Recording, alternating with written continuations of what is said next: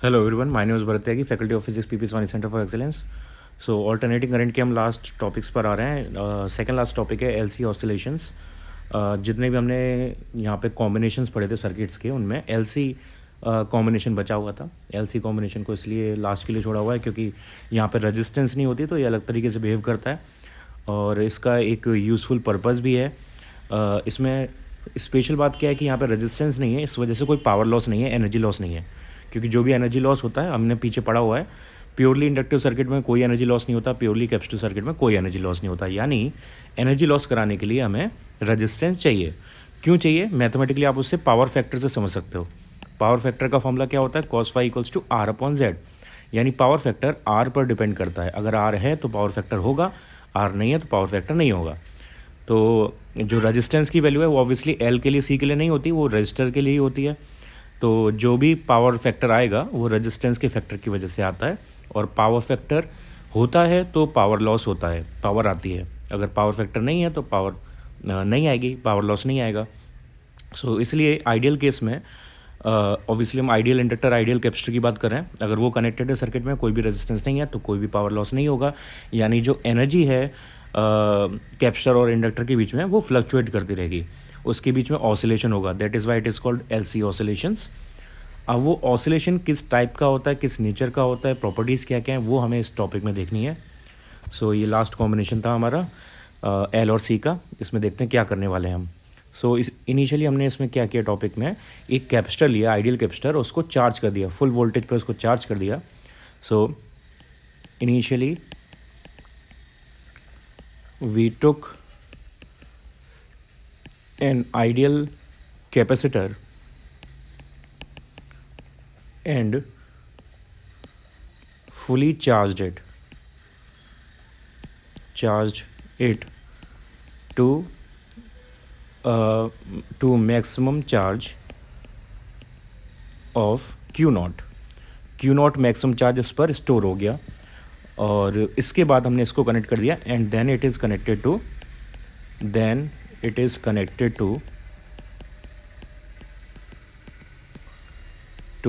N inductor, ideal inductor. ठीक है, ये हम यहाँ पे प्रोसेस कर रहे हैं। अब इससे क्या होगा वो हमें देखना है। सो क्या एक हमारे पास कैपेसिटर है, आइडियल कैपेसिटर, इसको हमने फुली चार्ज किया। यहाँ पे प्लस क्यू नॉट चार्ज आ गया, यहाँ पे माइनस क्यू नॉट चार्ज आ गया, फुली चार्ज हो गया ये। और इसको फिर हमने एक सिंपल इंडक्टर से कनेक्ट किया, आइडियल इंडक्टर से। तो इनिशियली जो एनर्जी है इसमें कैपेसिटर में, वो मैक्सिमम है और उसका फॉर्मूला होगा, क्योंकि वो इलेक्ट्रिक फॉर्म में एनर्जी है, इलेक्ट्रोस्टैटिक पोटेंशियल एनर्जी की फॉर्म में है, इसका फॉर्मूला होगा 1/2 क्यू नॉट स्क्वायर अपॉन सी, जो कि कैपेसिटर की एनर्जी का फॉर्मूला होता है। और इंडक्टर में जो एनर्जी होती है वो करंट की वजह से होती है, half L I square he formula है। तो इनिशियली सर्किट जब कनेक्टेड नहीं है तो कोई करंट है नहीं। अगर कोई करंट नहीं है तो इंडक्टर के अंदर कोई एनर्जी नहीं है। और इंडक्टर के अंदर एनर्जी होती है वो मैग्नेटिक फॉर्म में होती है, यानी magnetic energy of inductor initially is zero. तो ये हमारे पास इनिशियल कंडीशंस हैं। इसके बाद हम इन दोनों को कनेक्ट करेंगे, शॉर्ट सर्किट करेंगे और उसके बाद देखेंगे कि एनर्जी कैसे ट्रांसफ़र होती है, ऑसिलेशन किस टाइप का हो रहा है। अब थोड़ी इसकी मैथमेटिक्स देख लेते हैं। सो यहाँ पे जो चार्ज है वो कनेक्ट करने के बाद फ्लक्चुएट करेगा, वो चेंज करेगा। और ऑब्वियसली जो ये फ्लक्चुएशन होगा इसको हम जब कनेक्ट करेंगे तो इन दोनों का वोल्टेज KVL से इक्वल हो जाएगा। तो VL इक्वल्स टू VC हो जाएगा। VL का फॉर्मूला होता है LDI/dt और VC का फॉर्मूला होता है, क्यों इक्वल किया मैंने KVL से, क्योंकि पैरेलल में आ जाएंगे, पैरेलल में वोल्टेज सेम होता है। तो VL इक्वल्स टू VC हो गया। VL इंडक्टर का वोल्टेज है, VC कैपेसिटर का वोल्टेज है। VL का फॉर्मूला LDI/dt, यहाँ पे I किसी रैंडम टाइम t पे करंट है और VC का formula Q/C। Correct. Now we know that I is equals to dq/dt, correct? But charge is decreasing.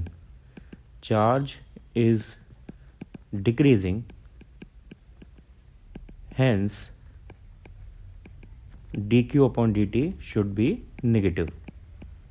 तो ये I equals to actually minus dq/dt होगा। ये प्लेस कर देते हैं इक्वेशन नंबर 1 में। सो हमारे पास ये आ जाएगी LDI/dt minus dq/dt equals to Q/C। तो ये हो गया minus L D square Q upon D T square equals to Q upon C. Okay, इसको थोड़ा सिंप्लीफाई कर लेते हैं तो अपने पास आएगा यहाँ से D square Q upon D T square equals to minus Q upon L C. और ये सॉल्व करके आ रहा है, यहाँ से रिलेशन आएगा D square Q upon D T square equals to proportional to minus Q. अब ये जो रिलेशन आया है ये फैमिलियर रिलेशन है, ऐसा रिलेशन हमने पहले भी पढ़ा हुआ है एसएचएम टॉपिक में, ठीक है। एसएचएम में हमने ऐसा रिलेशन पढ़ा हुआ है। क्या रिलेशन था? D square X upon D T square equals to minus omega square X, या D square X upon D T square proportional to minus X. दोनों बिल्कुल आइडेंटिकल रिलेशन है ये दोनों। इसका मत, और ये जो नीचे वाला रिलेशन है क्या शो कर रहा है? एसएचएम शो कर रहा है, ये सिंपल हार्मोनिक मोशन शो कर रहा है। इसका मतलब जो ऊपर चार्ज का ऑसिलेशन हो रहा है वो भी एसएचएम में हो रहा है, ये ऑसिलेशन एसएचएम में हो रहा है। तो यहाँ पे सिंपल हार्मोनिक टाइप का ऑसिलेशन हो रहा है चार्ज के लिए, जैसे यहाँ पे डिस्प्लेसमेंट का ऑसिलेशन होता है एसएचएम में। ओके, तो ये हमें पता चल गया कि ऑसिलेशन हो रहा है यहाँ पे। इसके अलावा ओमेगा स्क्वायर यहाँ पे आया है ना, और ओमेगा स्क्वायर का फॉर्मूला हमें पता है क्या होता है। Omega equals to under root K upon M होता है एसएचएम के अंदर, जो सिंपल डिस्प्लेसमेंट वाला एसएचएम है। स्प्रिंग का एग्जांपल यहाँ पे कंसिडर करते हैं, तो स्प्रिंग के अंदर जो एसएचएम होता है उसका formula omega equals to under root K upon M होता है। के यहाँ पे स्प्रिंग कांस्टेंट या फोर कांस्टेंट है, एम मास है। तो उसी तरीके से यहाँ पे भी ओमेगा स्क्वायर का फैक्टर आना चाहिए। तो इसको अगर कंपेयर करें, इन दोनों इक्वेशंस को अगर हम कंपेयर करें, equation number 2 and equation number 3 को, तो हमारे पास जो फ्रिक्वेंसी है चार्ज ऑसिलेशन की वो आएगी omega equals to 1 upon under root L C. और ये रेजोनेंस की फ्रिक्वेंसी होती है, हमने पहले ही पढ़ा हुआ है। तो वो यहाँ पे कंडीशन आ रही है, रेजोनेंस यहाँ पे है। रेजोनेंस कब होती है? जब voltage of inductor is equals to voltage of capacitor, और वो कंडीशन हमने पहले ही लिख दी थी। तो इसका मतलब ऑब्वियसली रेजोनेंस की फ्रिक्वेंसी है, यहाँ पे रेजोनेंस की कंडीशन है, और रेजोनेंस की फ्रिक्वेंसी ये होती है। तो ओमेगा आर का फॉर्मूला ये आ गया, यानी जो चार्ज का ऑसिलेशन हो रहा है उसकी frequency 1 upon under root L C है। Okay, next. अब क्योंकि यहाँ पे चार्ज ऑसिलेट कर रहा है, तो जैसे स्प्रिंग में डिस्प्लेसमेंट ऑसिलेट करती है और इसकी इक्वेशन होती है x not cos omega T. अगर टी इक्वल्स टू 0 पर डिस्प्लेसमेंट मैक्सिमम है, इसका मतलब क्या है कि इनिशियली जो स्प्रिंग है वो उसके पास काइनेटिक एनर्जी 0 है, पोटेंशियल एनर्जी मैक्सिमम है, यानी वो या तो फुली एक्सटेंडेड है या फुली कंप्रेस्ड है। कोई भी एक कंडीशन ले लो। सपोज हमने फुली एक्सटेंडेड की कंडीशन ले ली है, इस कंडीशन में जो स्प्रिंग है वो फुली एक्सटेंडेड है, ये मीन पोजीशन और ये amplitude, displacement equals to amplitude. तो यहाँ पे u जो है पोटेंशियल एनर्जी ऑफ स्प्रिंग, ये मैक्सिमम है which is half K square, और काइनेटिक एनर्जी मिनिमम है यानी 0। तो ये कंडीशन है डिस्प्लेसमेंट की। इसी तरह से एलसी में चार्ज की जगह पे डिस्प्लेसमेंट की जगह पे कौन सी चीज़ ऑसिलेट कर रही है? चार्ज। तो चार्ज की इक्वेशन भी यहाँ पे बनेगी Q not cos omega T, Q not cos omega T. और ये सारी एनर्जी क्यों कॉस आ रहा है? क्योंकि यहाँ पे चार्ज मैक्सिमम है स्टार्टिंग में, चार्ज मैक्सिमम स्टोर्ड है स्टार्टिंग में, इलेक्ट्रिक फील्ड मैक्सिमम है, और पोटेंशियल एनर्जी इलेक्ट्रिक फॉर्म में भी मैक्सिमम है। तो यहाँ पे जो स्प्रिंग की पोटेंशियल एनर्जी है it is similar to electric energy in capacitor, and जो काइनेटिक एनर्जी है ब्लॉक की स्प्रिंग के अंदर that is similar to magnetic energy of inductor which is 0 initially, क्योंकि करंट 0 है इनिशियली, ठीक है। और यहाँ पे काइनेटिक एनर्जी क्यों 0 है? बिकॉज स्पीड 0 है इनिशियली। तो अगर चार्ज और डिस्प्लेसमेंट की इक्वेशन ये है, तो वेलोसिटी और करंट की इक्वेशन क्या होगी? वेलोसिटी की इक्वेशन हो जाएगी D X upon D T. तो वहाँ से ये आ जाएगा v equals to V naught sine omega T. और हाँ ठीक है, और ये नेगेटिव होना चाहिए, डिस्प्लेसमेंट डिक्रीज़ कर रहा है, क्योंकि डिस्प्लेसमेंट यहाँ पे ओरिजिनली मैक्सिमम है, तो डिस्प्लेसमेंट डिक्रीज़ करेगा। तो ये सॉल्व करके पॉजिटिव में ही आ जाएगा। इसी तरह से I equals to D Q upon D T negative में, तो इसको सॉल्व करेंगे तो I equals to I not sine omega T आ जाएगा। तो ये हमारे पास करंट और वेलोसिटी की इक्वेशन है, दोनों केसेस को साथ साथ कंपेयर करते चल रहे हैं। So initially current is zero and initially charge is maximum, ये सिचुएशन है हमारे पास। ओके, और मैक्सिमम करंट किसके बराबर होगी या मैक्सिमम वेलोसिटी किसके बराबर होगी वो भी देख लेते हैं। Maximum velocity is equals to omega X, नहीं ओमेगा ए, ठीक है। और maximum current is equals to omega R Q naught, omega R Q naught. ये मैक्सिमम करंट और मैक्सिमम वेलोसिटी की वैल्यू हो जाएगी, ठीक है। तो ये सारी इनिशियल कंडीशंस हमने मैथमेटिकल फॉर्म में लिख दी हैं। अब एक्चुअल सर्किट्स पे आते हैं कि वहाँ पे हो क्या रहा है, हम देखेंगे। हाँ, तो इसमें थोड़ी सी थियरी जो भी हमने लिखी है मैथमेटिकली उसको ऐड और कर देते हैं। So, क्या पता चला है अभी तक हमें, that charge and current oscillates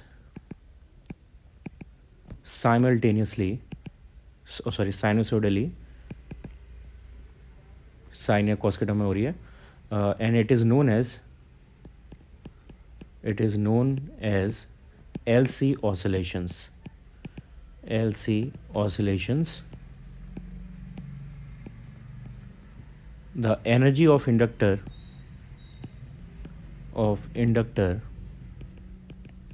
and capacitor, hence energy of inductor and capacitor also oscillates with charge and current, also oscillates। So ये हमारे पास सिचुएशन है। अब आगे सर्किट्स बनाते हैं इसके। तो पहले केस में, पहले सिनेरियो में, the spring has maximum potential energy, और हमने कंडीशन ली थी कि वो पहले स्ट्रेस्ड है। तो initially spring is fully stressed, maximum अपने कैपेसिटी से वो स्ट्रेस्ड है, यानी उसका जो एक्सटेंशन है इनिशियली वो मैक्सिमम है। तो सपोज़ यहाँ पे मीन पोजीशन इधर है इसकी, तो ये जो स्ट्रेच है इसका डिस्प्लेसमेंट वो मैक्सिमम है and equals to plus A, X equals to plus A, ठीक है। तो इसका मतलब इसकी जो पोटेंशियल एनर्जी है it is maximum and equals to half K A square, and इस केस में वेलोसिटी ज़ीरो होगी, तो kinetic energy is minimum and zero, kinetic energy is minimum and zero. अब इसको कंपेयर करेंगे हम इसको कंपेयर करेंगे LC सर्किट से। ओके, तो LC सर्किट में हमारे पास एक कैपेसिटर है and it is connected to an inductor, ठीक है। ये फर्स्ट सिनेरियो है। और यहाँ पे कैपेसिटर क्या शो करता है, कैपेसिटर की एनर्जी शो करती है स्प्रिंग की पोटेंशियल एनर्जी से। तो स्प्रिंग की पोटेंशियल एनर्जी मैक्सिमम है, यानी कैपेसिटर की एनर्जी मैक्सिमम है, क्योंकि कैपेसिटर को हमने पहले इनिशियली फुली चार्ज कर रखा था। तो कैपेसिटर के पास मैक्सिमम चार्ज है, यानी मैक्सिमम एनर्जी है। सपोज़ ये पोलैरिटी इस टाइप से दी हुई है, इलेक्ट्रिक फील्ड ये है, मैक्सिमम इलेक्ट्रिक फील्ड है यहाँ पे, और करंट यहाँ पे ज़ीरो है। ये t इक्वल्स टू ज़ीरो वाली कंडीशन है, यानी जस्ट अभी हमने स्विच क्लोज किया है, तो इंडक्टर के पास कोई एनर्जी होगी नहीं। तो यहाँ पे कैपेसिटर की एनर्जी मैक्सिमम हो जाएगी, which is half Q not square upon C, Q naught charge है यहाँ पे, और इंडक्टर की एनर्जी इज़ ज़ीरो, ठीक है। ये पहला सिनेरियो हो गया t इक्वल्स टू ज़ीरो का। इसके बाद सेकंड सिनेरियो देखते हैं। सेकंड सिनेरियो में अब क्या होगा, ये ब्लॉक जो है m मास का ब्लॉक है, सपोज़ ये ब्लॉक वापस आने की कोशिश कर रहा होगा, वापस आएगा कुछ डिस्टेंस, तो जो डिस्प्लेसमेंट है वो मैक्सिमम से थोड़ा कम हो जाएगी। तो यहाँ पे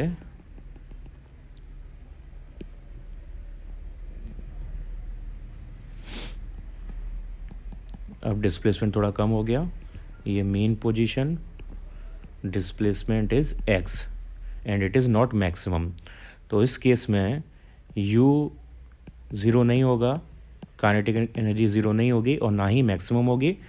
क्या एक्चुअल वैल्यू होगी, u की वैल्यू होगी हाफ के एक्स स्क्वायर, और यहाँ पे स्पीड है सपोज v, तो काइनेटिक एनर्जी हो जाएगी half mv square, none of which is maximum and none of which is zero.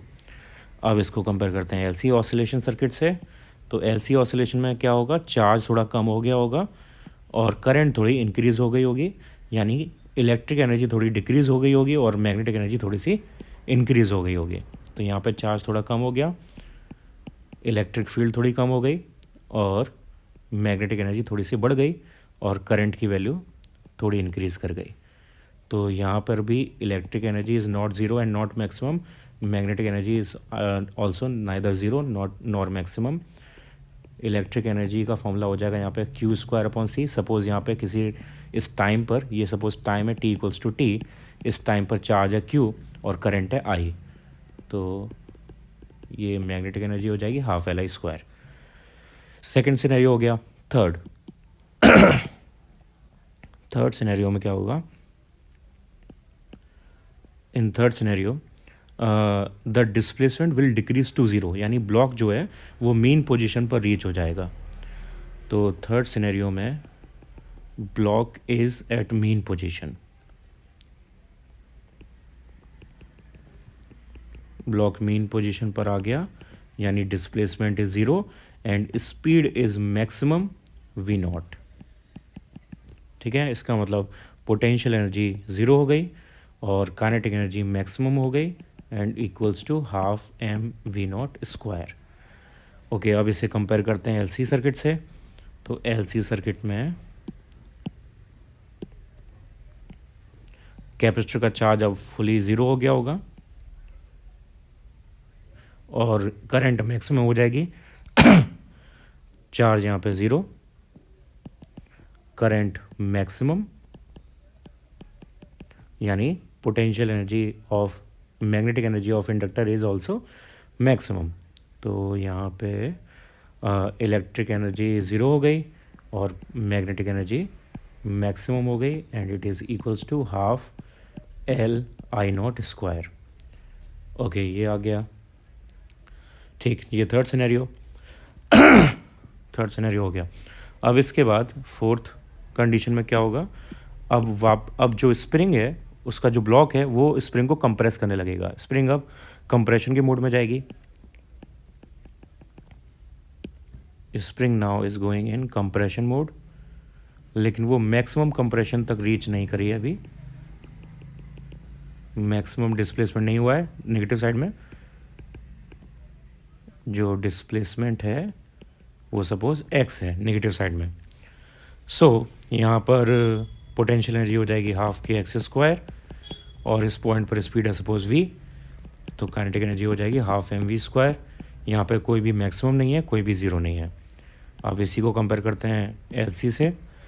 तो LC में क्या हो रहा होगा, डिस्प्लेसमेंट बढ़ने के साथ साथ वहाँ पे चार्ज बढ़ रहा होगा, लेकिन क्योंकि डिस्प्लेसमेंट नेगेटिव साइड में आ रहा है तो चार्ज भी अपोजिट पोलैरिटी में बढ़ रहा होगा। डिस्प्लेसमेंट अपोजिट साइड में है तो चार्ज भी अपोजिट पोलैरिटी में बढ़ रहा होगा और करंट भी अपोजिट हो जाएगी, क्योंकि वेलोसिटी अपोजिट डायरेक्शन में है तो करंट भी अपोजिट डायरेक्शन में हो जाएगी।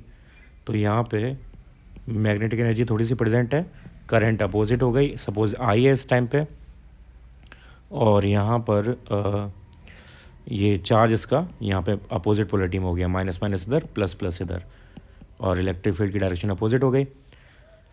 ठीक है, तो इसका मतलब यहाँ पे कोई भी एनर्जी ज़ीरो नहीं है, कोई भी एनर्जी मैक्सिमम नहीं है। UE की वैल्यू, सपोज यहाँ पे चार्ज है Q, तो UE की वैल्यू 1/2 Q² और UB की value ½ Li²। Neither one is zero, neither one is maximum. Okay, ठीक है, ये फोर्थ सिनेरियो हो गया। अब इसके बाद नेक्स्ट सिनेरियो में लेते हैं कि सारी एनर्जी ट्रांसफ़र हो चुकी है, सारी एनर्जी ट्रांसफ़र हो चुकी है। और स्प्रिंग के केस में क्या होगा कि स्प्रिंग मैक्सिमम कंप्रेशन तक पहुंच गई होगी, यानी नेगेटिव डायरेक्शन में उसका कंप्रेशन मैक्सिमम हो गया होगा, डिस्प्लेसमेंट -a के बराबर हो गया होगा।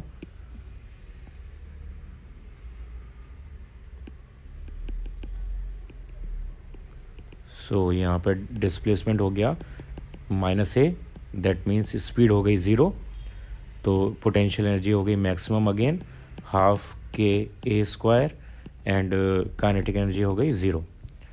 सिमिलरली यहाँ पर चार्ज मैक्सिमम हो गया होगा, क्योंकि डिस्प्लेसमेंट मैक्सिमम है तो चार्ज मैक्सिमम हो जाएगा, और वेलोसिटी ज़ीरो यानी करंट ज़ीरो हो गई है, तो करंट यहाँ पे ज़ीरो हो गई अब, और चार्ज यहाँ पे मैक्सिमम हो गया, negative this side, positive this side. So ये हो गया क्या, electric field opposite and maximum. Charge हो गया -Q0। माइनस इसलिए लिख रहा हूँ कि अपोजिट हो गया इसलिए, वरना अदरवाइज हम क्यू नॉट लिख सकते हैं, वो भी क्लियर है। तो यू ए हो जाएगा यहाँ से maximum half Q not square upon C, और U B minimum and that is zero. Okay, तो ऐसे ये ऑसिलेशन चल रहा है, जैसे स्प्रिंग में ऑसिलेशन चलता है वैसे ये ऑसिलेशन चल रहा है। अब ये चेक करते हैं कि जब ऑसिलेशन होता है तो एक साइकिल होती है हमारी और वो साइकिल जितने टाइम में कंप्लीट होती है उसको हम टाइम पीरियड ऑफ साइकिल बोलते हैं। तो उस टाइम पीरियड के हिसाब से यहाँ पे कितना टाइम कंप्लीट हुआ है वो चेक करते हैं। तो सपोज़ ये मैं स्प्रिंग से समझा रहा हूँ, ये मेन पोजीशन है और इनिशियली स्प्रिंग अपनी extreme position, positive extreme position ये और नेगेटिव एक्सट्रीम पोजीशन ये, यहाँ ये पोजीशंस हैं।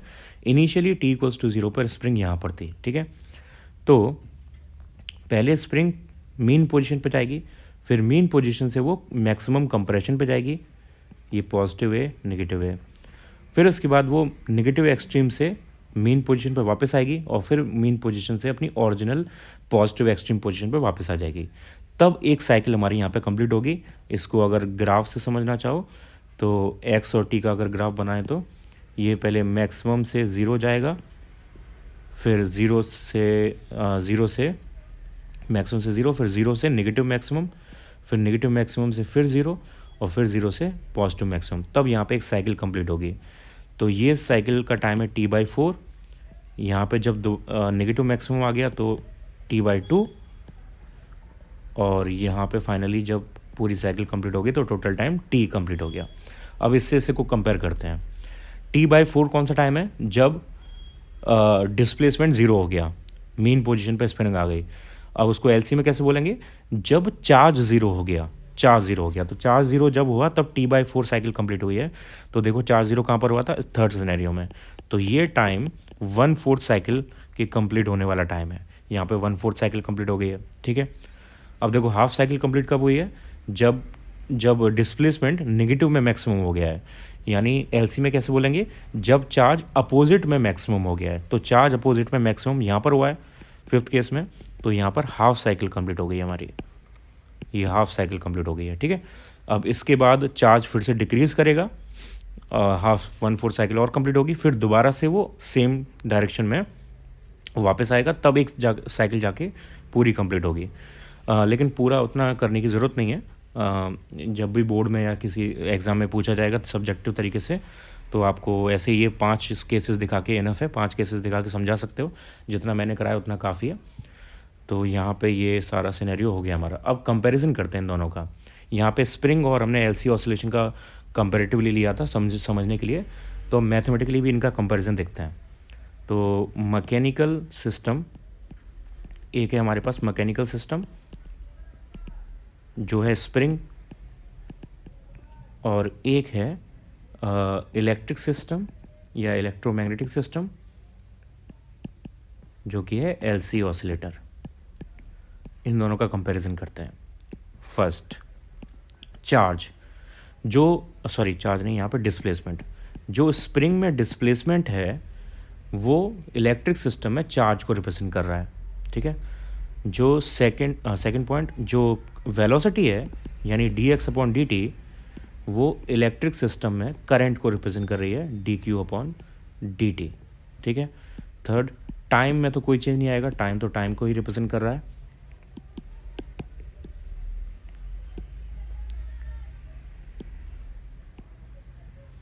टाइम को ही रिप्रेजेंट कर रहा है। फोर्थ मास, जो स्प्रिंग सिस्टम में मास है वो रिप्रेजेंट कर रहा है एल को। कैसे पता? क्योंकि काइनेटिक एनर्जी जो कि हाफ mv² थी वो सिमिलर थी मैग्नेटिक एनर्जी हाफ li² के। तो यहाँ पे देखो v की जगह पे i आ गया, m की जगह पे l आ गया, तो m रिप्रेजेंट कर रहा है l को। फिफ्थ स्प्रिंग कांस्टेंट किसको रिप्रेजेंट कर रहा है? तो वो देखते हैं। ओमेगा फ्रिक्वेंसी जो स्प्रिंग की थी वो थी √k/m, और एलसी ऑसिलेशन की जो फ्रिक्वेंसी है वो है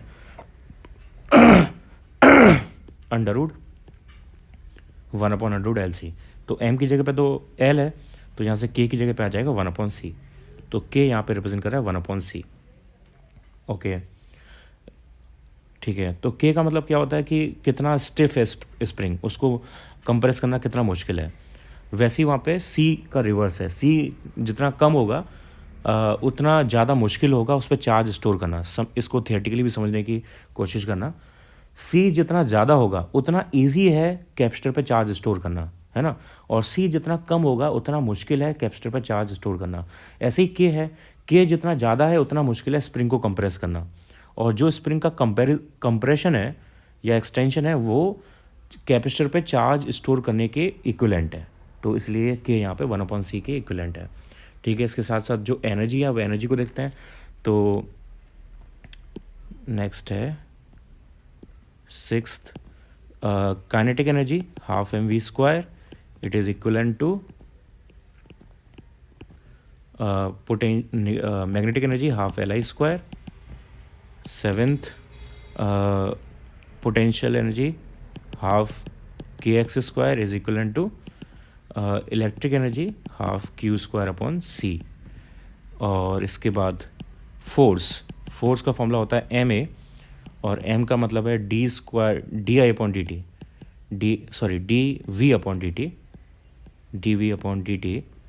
तो यहाँ पे फोर्स किसको रिप्रेजेंट करेगा,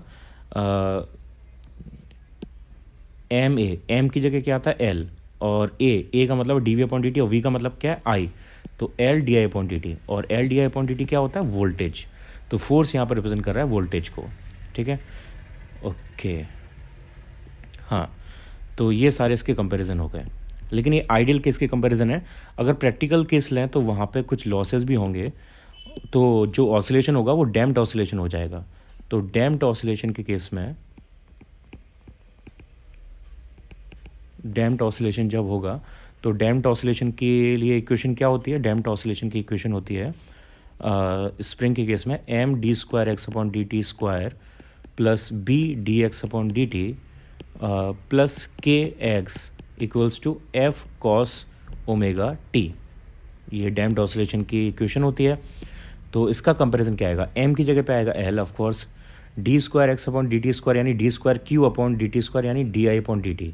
तो ये di/dt हो जाएगा, और प्लस बी की जगह पे क्या आएगा। अब बी डैम्प्ड ऑसिलेशन में क्या होता है, जो एनर्जी लॉस करा रहा है, बी डैम्प्ड फैक्टर है जो एनर्जी लॉस करा रहा है। ठीक है, और एलसी सर्किट में एनर्जी लॉस कौन कराता है, इस केस में एनर्जी लॉस नहीं हो रहा था क्योंकि यहाँ पे एक चीज़ एब्सेंट थी। वो कौन सी चीज़ है, रजिस्टेंस नहीं थी, इसलिए एनर्जी लॉस नहीं हो रहा था। अब एनर्जी लॉस हो रहा है तो वो रेजिस्टेंस की प्रेजेंस की वजह से हो रहा होगा, है ना।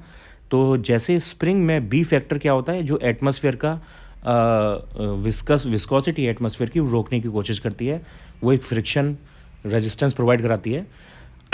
वैसे सेम यहाँ पर रेजिस्टेंस का फैक्टर आएगा, तो बी यहाँ पे रिप्रेजेंट करेगा रेजिस्टेंस को, और dx/dt हो गया i प्लस k की वैल्यू हमने देखी थी, k 1/c को रिप्रेजेंट कर रहा है, x q को रिप्रेजेंट कर रहा है, और f का हमने देखा था f रिप्रेजेंट कर रहा है वोल्टेज को, cos omega as it is, time as it is. तो ये डैम्प्ड ऑसिलेशन का केस हो जाएगा। तो यहाँ पे नई चीज़ क्या आई है, नई चीज़ है b, तो b यहाँ पे रिप्रेजेंट कर रहा है r को। ये सारा कंपैरिजन था और पूरा टॉपिक यहाँ पे फिनिश हो गया एलसी ऑसिलेशन का। थोड़ा बड़ा टॉपिक है, कंसेप्चुअल टॉपिक है, समझने में मुश्किल होगी, तो इसे एक दो बार अपने आप करके ज़रूर देखना। दोबारा 2-3 बार देखोगे तभी ये पूरा समझ में आएगा। Okay, LC oscillation complete. Next topic is, and the last topic of this chapter is transformers, और इम्पॉर्टेंट टॉपिक है ये ट्रांसफॉर्मर्स, बोर्ड वगैरह सबके लिए इम्पोर्टेंट है। So transformers are electrical devices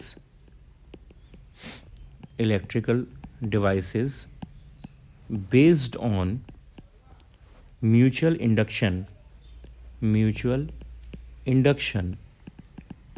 which transforms AC voltage from greater to smaller or vice versa value, from greater to smaller or smaller to greater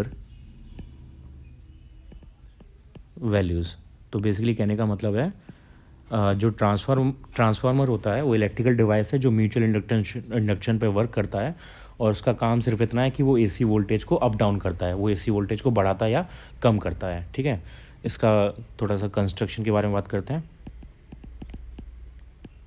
construction and working दोनों एक साथ बता रहा हूँ मैं। ठीक है, a transformer consists of two coils wound on a soft iron core। Soft iron core यहाँ पे क्यों यूज़ किया जाता है? क्योंकि उसका हिस्टेरेसिस कर्व जो होता है वो कम होता है, जिसकी वजह से इसका हिस्टेरेसिस लॉस कम होता है। Soft iron core called primary and secondary coils, primary and secondary coils। Primary coils are what where the input is put। Primary coil पर इनपुट कनेक्ट किया जाता है एंड इनपुट एसी पुट किया जाता है, और सेकेंडरी कॉइल पर output हमें मिलता है, आउटपुट एसी हमें फाउंड होता है।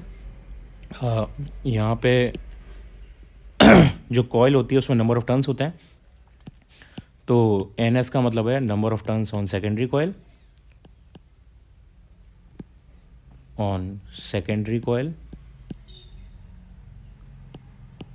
एंड NP का मतलब है number of turns on primary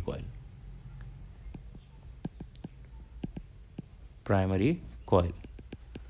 इसी तरीके से VP and VS voltage on primary यानी input voltage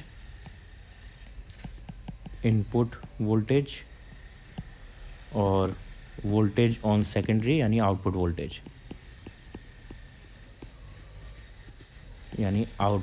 voltage. Next EP and ES EMF induced on primary coil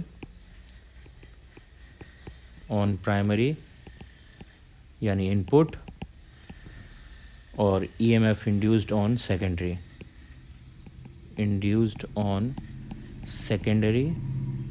यानी आउटपुट। इसके अलावा IP एंड IS ऑब्वियस है, current on primary, current in primary coil and current in secondary coil।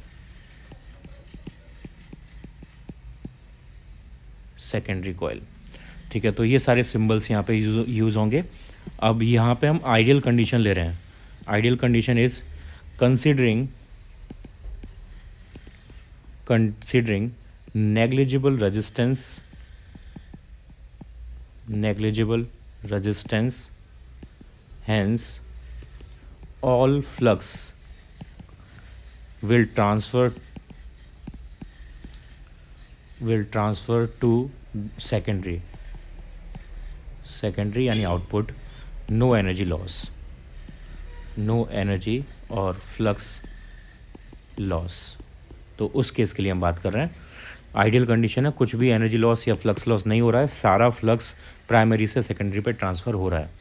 तो उस scenario में जो primary का EMF generate होगा वो नेगेटिव NP d∅dt के बराबर होगा। पहले मैं d∅p/dt लिख देता हूँ।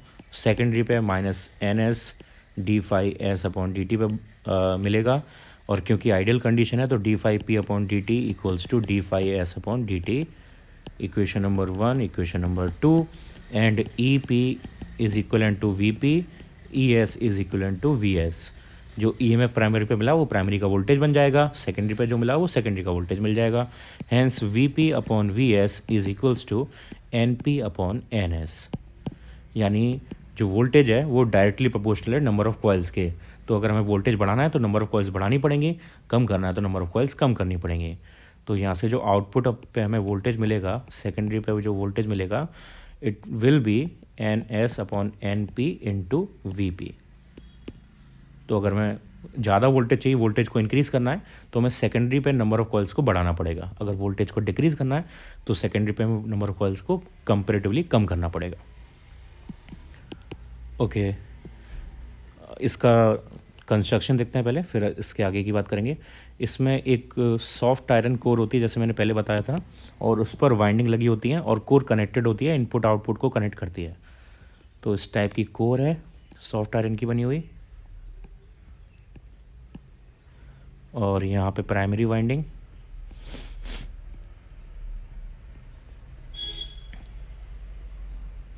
यहाँ पे सेकेंडरी वाइंडिंग।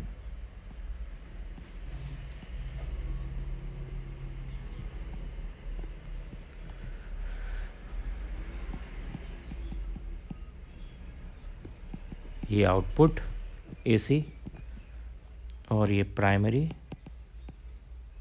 यानी इनपुट एसी, ठीक है। This is soft iron core, ये इसका कंस्ट्रक्शन है। अब इसका नेक्स्ट सिनेरियो देखते हैं। हमने वोल्टेज का रेशियो तो निकाल लिया, करंट क्या मिलेगी अब हमें वो देखना है। So in ideal condition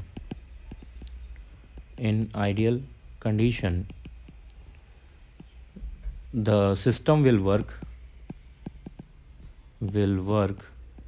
at 100% efficiency, hence no energy is lost, and equal power will be transferred from input to output, will be transferred from input to output. Okay, तो इसका मतलब हुआ कि input power is equals to output power, यानी primary power equals to secondary power, और power का formula होता है V इंटू आई। सो ये हो गया primary voltage into primary current equals to secondary voltage into secondary current. So यहाँ से VP upon VS is equals to IS upon IP, and VP upon VS equals to NP upon NS। सो ये final relation आ जाएगा इस transformer के लिए। यहाँ से हम वोल्टेज भी निकाल सकते हैं, करंट भी निकाल सकते हैं। यहाँ से करंट आएगी I secondary equals to NP upon NS into IP, और वोल्टेज हमने पहले देख ही लिया था, वोल्टेज आएगा V secondary equals to N secondary upon N primary into V primary. ये हमारे पास आउटपुट करंट और आउटपुट वोल्टेज आ जाएंगे। ये आउटपुट करंट और आउटपुट वोल्टेज। तो यहाँ से हमें क्लियरली दिख रहा है कि voltage is inversely proportional to current. तो अगर वोल्टेज बढ़ाओगे आउटपुट में तो करंट आउटपुट में डिक्रीज़ कर जाएगी, और यही मेन रोल है इसका ट्रांसफार्मर का, इसी वजह से इसको यूज़ किया जाता है। इससे क्या फ़र्क पड़ता है अभी मैं समझाऊंगा। फर्स्ट ऑफ ऑल ये हमने इसका पूरा वर्किंग वगैरह समझ लिया है। इसके टाइप्स देखते हैं। टाइप्स बहुत ईजी हैं, जैसे मैंने पहले बोला था, step up step down. So types of transformer,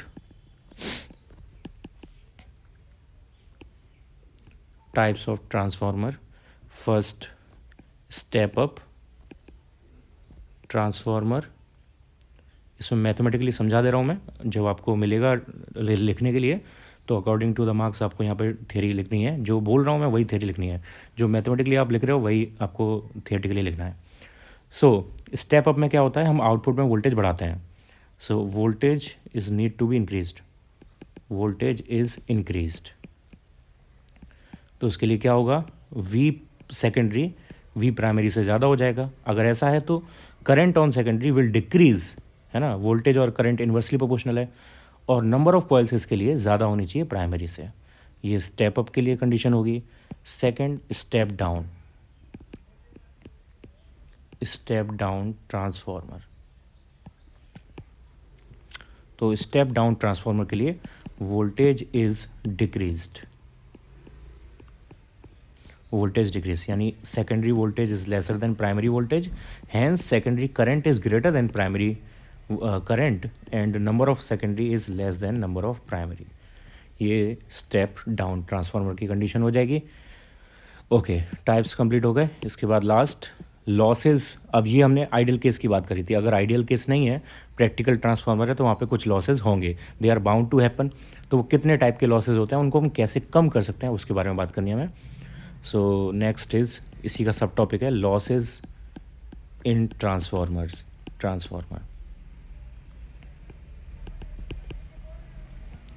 So, in actual transformers,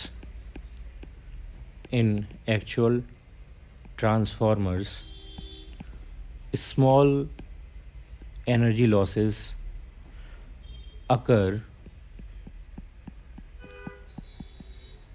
due to following reasons. First, कभी भी पूरा फ्लक्स ट्रांसफ़र नहीं होता, हमेशा फ्लक्स थोड़ा लीक होता है, जिसको हम फ्लक्स लीकेज बोलते हैं, जो कि मैंने आपको इलेक्ट्रोमैग्नेटिक इंडक्शन में कोफिशिएंट ऑफ कपलिंग के टॉपिक में बताया था, कोफिशिएंट ऑफ फ्लक्स लीकेज। सो वहाँ से हमें पता चलता है कि अगर नॉर्मल केसेस में हमेशा थोड़ा सा फ्लक्स जो है वो लीक करता है। So there is always some flux lost. तो पूरा फ्लक्स कभी ट्रांसफ़र नहीं होता। इसको अगर अवॉइड करना है तो उसका तरीका ये है कि प्राइमरी और सेकेंडरी को काफ़ी क्लोज रखा जाए और मटेरियल उसके हिसाब से आइडियल जितने हो सकते हैं उतने यूज़ किया जाए। Second, resistance of windings. तो हमने आइडियल केस में ये बोला था कि रेजिस्टेंस नेग्लिजिबल यानी ज़ीरो है, लेकिन प्रैक्टिकल केस में ऐसा पॉसिबल नहीं है। जो भी तुम मटेरियल यूज़ करोगे उसमें कुछ ना कुछ रेजिस्टेंस ज़रूर होगी और उस रेजिस्टेंस की वजह से एनर्जी लॉस हीट की फॉर्म में ज़रूर होगा। तो some energy is always lost as heat due to resistance of coil and windings, due to resistance of coil. इसको मिनिमाइज़ कैसे कर सकते हैं? इसको मिनिमाइज़ करने के लिए हमें रेजिस्टेंस की टेक्निक यूज़ करनी पड़ेगी। रेजिस्टेंस में क्या होता है, इन्वर्सली प्रोपोर्शनल होती है रेजिस्टेंस एरिया के। तो अगर आप थिक वायर लो तो वहाँ पे रेजिस्टेंस कम हो जाती है उसकी। So this can be minimised by using thick wires, because thick wires has larger area, cross section area and lower resistance using thick wires। तो एक्सप्लेनेशन आपको पता है, मैं यहाँ पे लिख नहीं रहा क्यों थिक वायर्स हेल्पफुल होती हैं, क्यों उनकी रेजिस्टेंस कम होती है। चलो मैं मैथमेटिकली लिख देता हूँ, R proportional 1/A। Third, AD currents. Okay, हम ऑलरेडी पढ़ चुके हैं पिछले चैप्टर में एडी करेंट्स क्या होती हैं। चेंजिंग मैग्नेटिक फ्लक्स में जब भी कोई कंडक्टर रखा जाता है उसमें करंट जनरेट होती हैं जिनको हम एडी करंट्स बोलते हैं, और वो एडी करंट्स हीट जनरेट करती हैं जिससे एनर्जी थोड़ी लॉस होती है। So eddy currents, these currents causes heat and hence some energy is lost.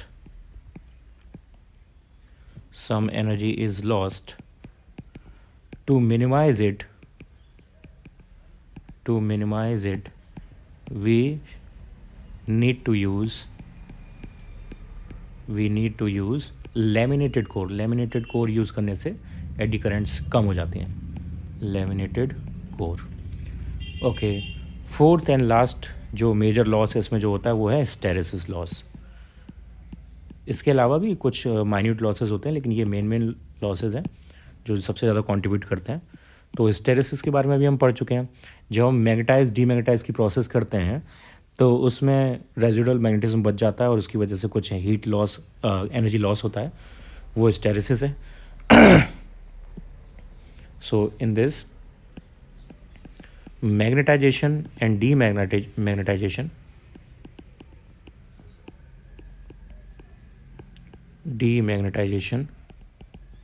occur repeatedly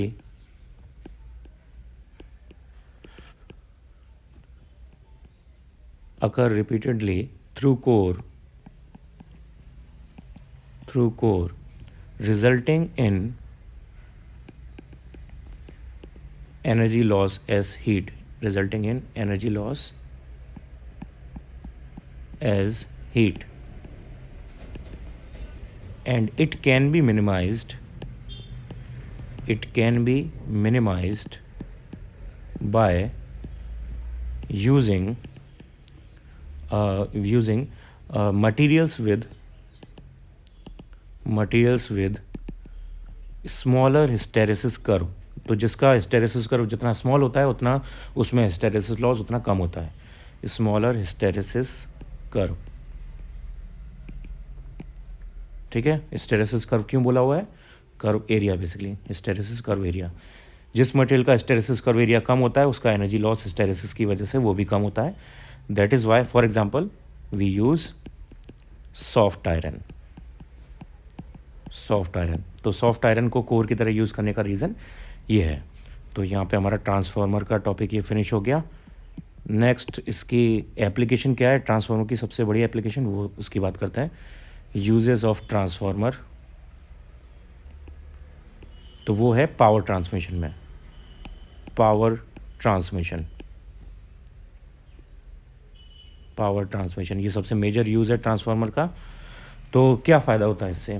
जैसे मैंने चैप्टर की स्टार्टिंग में बोला था कि एसी को पावर ट्रांसमिशन के लिए बहुत यूज़फुल माना जाता है, और वो है, उसको हम यूज़ करते हैं पावर ट्रांसमिशन के लिए। डीसी में यूज़ नहीं कर सकते पावर ट्रांसमिशन के लिए, क्योंकि डीसी में लॉस बहुत ज़्यादा होता है, एसी में लॉस बहुत कम होता है। अब एसी में लॉस कम क्यों होता है वो टॉपिक है, उसको हमें समझना है।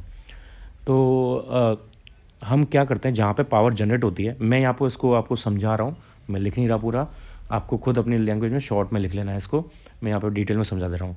तो कुछ ही पॉइंट्स हैं इसके इंपॉर्टेंट। क्या पॉइंट है? जो पावर जनरेशन जहाँ पे होता है, वहाँ पे हम स्टेप अप ट्रांसफार्मर यूज़ करते हैं, और उससे हम वोल्टेज को बहुत ज़्यादा इंक्रीज़ कर देते हैं। Voltage is increased very high, voltage को बहुत ज़्यादा इंक्रीज़ कर देते हैं, जिससे क्या होता है, current is decrease very low, decrease to very low value, ठीक है। अब जब करंट बहुत ज़्यादा डिक्रीज हो जाती है तो पावर लॉस का जो फॉर्मूला होता है वो होता है I²R, यानी power is proportional to I²। Hence power loss becomes very low. तो इसको हम ट्रांसफ़र करते हैं वायर्स में through high tension wires and so on. और जो पावर लॉस होता है इस प्रोसेस में बहुत कम होता है, क्योंकि करंट बहुत कम है। फिर जब वो पावर हमें सिटीज़ में ट्रांसफ़र करनी होती है और कॉलोनीज़ में ट्रांसफ़र करनी होती है, तो हम दोबारा यूज़ करते हैं step down transformer. At consumer level